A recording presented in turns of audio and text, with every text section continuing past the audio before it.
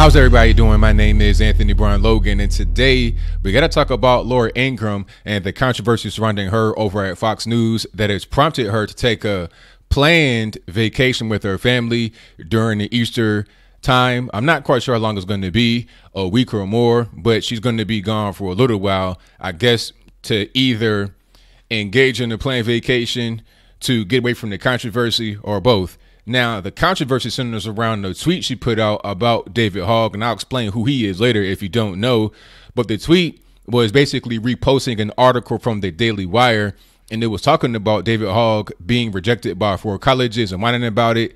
So that tweet prompted David Hogg to respond. He responded with a list of her advertisers, and he basically encouraged his followers or anybody that was able to see the tweet to protest the advertisers because of what Laura Ingraham had done on Twitter. Now, if you don't know who either of them are, I'll explain, and then you'll get a little bit more context about why this is happening. Laura Ingraham is a personality over there at Fox. I believe she has her own show, and I'll put the name of that in the box below so you're able to see it for yourself. And David Hogg was one of the Parkland school shooting survivors. He's been going around the country talking about his experience. Him and Emma Gonzalez, you know, the young lady with the shaved head. I'm sure you've seen them if you've been watching any media at all. If you've been browsing the internet, so I know you've seen them. These are kids that go to school.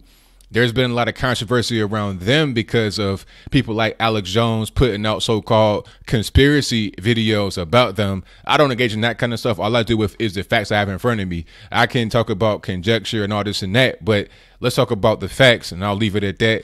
So nobody can come to this video and say, hey, you're spraying false information. Everything I say is going to be cited in the description box below, so you'll be able to see it, but I digress. So David Hogg has been a talk of the town. He's been all over the internet, all over television, all over newsprint, everywhere talking about it. He's been very anti-gun. He's been very anti-right in a way. People have compared him to other historical figures in the past, and I'll leave it at that. But basically, they're part of the so-called resistance. They obviously are part of the whole March for Our Lives movement, which has been going on all around the country. So he has been somebody that has really been combative, cussing a lot on television. And I guess the whole Laura Ingraham thing prompted him to do the same thing he had been doing, which is to be very combative and in your face, very confrontational. Now, this has caused a lot of the advertisers to flee Laura Ingram's show. Many of them who were listed in the list that he put out on Twitter have pulled their ads. Also, some that were not in the list pulled their ads as well, because I guess some of them were accused of being alongside Laura Ingraham, or they didn't want to be discovered and then get put out and have a negative story about them. See, the thing about advertisers is that they don't want any kind of negative publicity at all. It doesn't even matter if the person that is bringing the publicity is right, wrong, or anything else. That's totally irrelevant to the fact. You're only worried about negative publicity. That is it. If you get aligned with some kind of hate speech or something like that, then you want to flee. That's what many of the, especially the upper level management, the older people, they don't want anything to do with that. It's exactly the same reason why you had the whole apocalypse on YouTube, because of one person, PewDiePie, dropping the M-bomb or doing a Nazi joke or something like that. That was enough to disrupt the entire platform, basically, because it's a lot of other content on YouTube that's more questionable than what PewDiePie did, but that's irrelevant. The point is that PewDiePie got all the negative press. Therefore, these big companies that have ads on YouTube don't want anything to do with that at all. So rather than just saying, okay, take me off of PewDiePie's channel, they say, take me off of YouTube altogether. So this is similar along those lines, although it's much more targeted. The advertisers are not pulling their ads from Fox News in general. They're pulling them from Laura Ingraham's show. Now, she came out and apologized because at a certain point, it's business. You know, some would say that she kind of just folded under pressure, folded like a cheap rug, like a church chair, or whatever the case may be. But the reality is she didn't have much of a choice, because look, if your television show is dictated by advertising dollars, meaning not as far as your content is concerned, but as far as being able to stay on air. If you cannot stay on air without those ad dollars, what are you going to do? You got to do something to try and stop the bleeding, to mitigate the damage. Therefore, she went and apologized, although it still didn't work. David Hogg is still kind of going hard after her.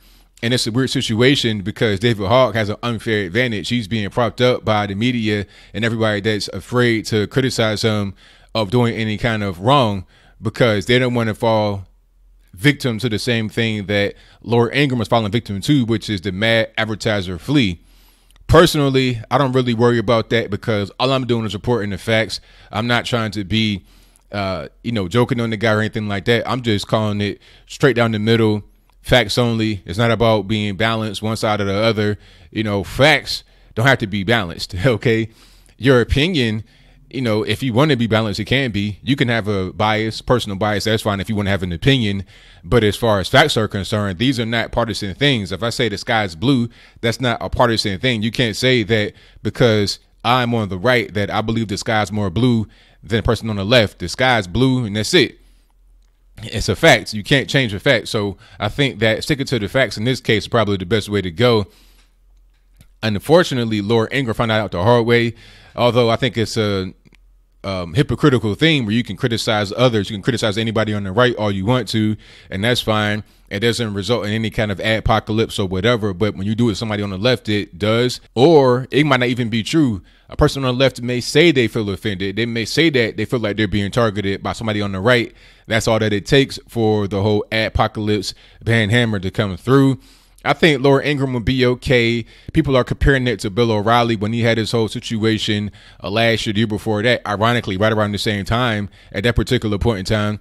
But his situation was much worse. You're talking about sexual harassment allegations. That's much worse than basically reposting an article on Twitter, because she really didn't give her personal opinion per se, because much of what was in her tweet was in the headline of the article. And if I'm not mistaken, the headline of the article may have said that at the beginning. It's like if you're on your Google app, your Google Newsstand app, and you share a story, it's going to post the headline of the story and then the link. So I think what she did was probably did that and just maybe added a couple words at the end. But the majority of the statement, which is what she is in trouble for now, was pretty much in the headline. So it's unfair to target her, but that's the world we live in right now. It doesn't matter what's fair or what's unfair. All that matters is what you're able to put out there to the people and have them eat it up. So what do you think? Do you think that this situation with Laura Ingraham was predictable? Do you think that David Hogg has this kind of power to pretty much do whatever he wants? He says, okay, this person is a Nazi, they're a racist, let's just target all the advertisers, and the advertisers pretty much acquiesce to whatever a person like David Hogg or whoever else the case may be. Do you think it's as simple as just targeting the advertisers and then they just fold like a cheap rug, like a church chair, and that's it? There's no kind of kickback, there's no debate to be had, there's no second guessing, you just pull the plug. How do you feel about her apologizing? Was it a good thing? Was it a bad thing? Do you think it was too late? Do you feel like she was groveling? I think that she had to do it.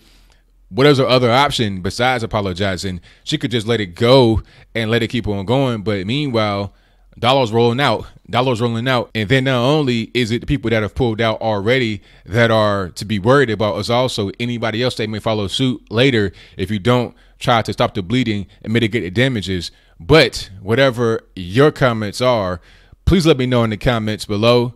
And that's all I got to say for this video. If you like what you heard, please comment, rate, share, and subscribe. Peace.